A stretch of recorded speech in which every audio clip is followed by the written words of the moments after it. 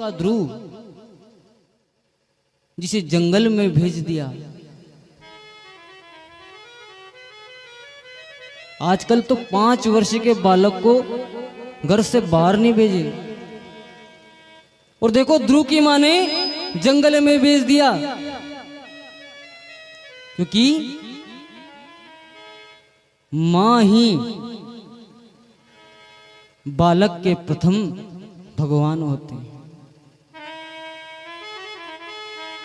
मां चाहे तो बेटे को भक्त बना दे, मां चाहे तो बेटे को अफसर बना दे, मां चाहे तो बेटे को चोर बना दे। मां कुछ भी कर सकती है।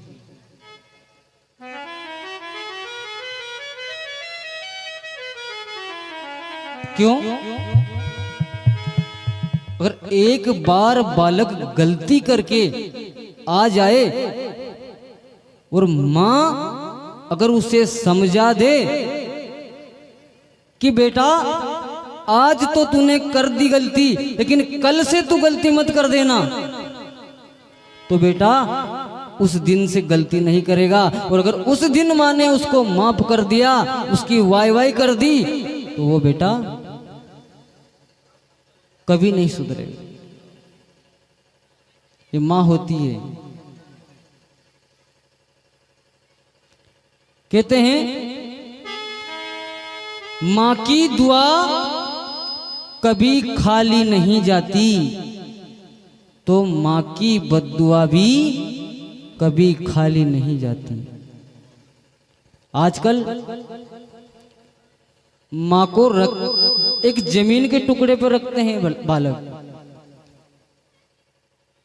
जब तक काम करे तब तो खूब काम करवावे, और जब माँ बाप थक जाएं तो कहते हैं कि तू रख, मैं नहीं रखूंगा। वो कहता है तू रख। और जब किसी समझदार के पास जाते हैं तो फैसला कर देते हैं जो रखेगा उनको 1 बीघा जमीन दी जाएगी।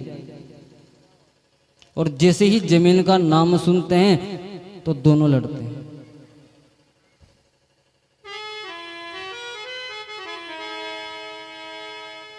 जो मां अपने बालक को सूखे में सुलाए और स्वयं गीले में सोए, वही बालक उस मां को एक जमीन के टुकड़े पर रखता है।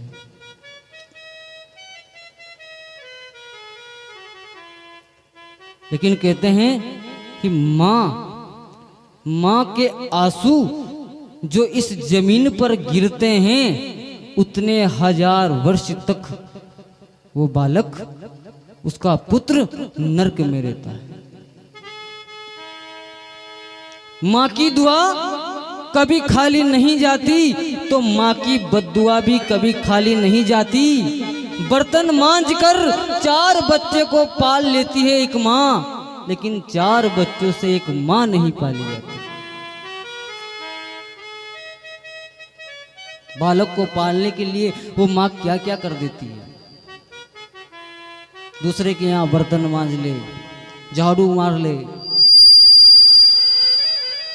दाढ़ी कर ले, लेकिन बच्चे को पढ़ाती लिखाती है। लेकिन वही बच्चा जब पढ़ लिख कर नौकरी लग जाता है तो वही अपनी मां को मना कर देता है।